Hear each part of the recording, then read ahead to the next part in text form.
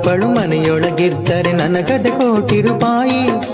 ಹೆಂಡತಿಯೊಬ್ಬಳು ಹತ್ತಿರ ಬಿದ್ದರೆ ನಾನು ಒಬ್ಬ ಸಿಪಾಯೇ. ಹೆಂಡತಿಯೊಬ್ಬಳು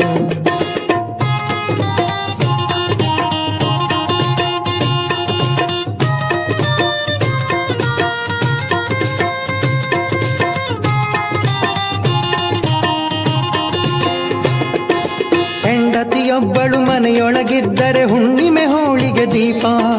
ಹೆಂಡತಿ ತವರಿಗೆ ಹೊರಡುವೆನೆಂದರೆ ನನಗಿಲ್ಲದ ಕೋಪ.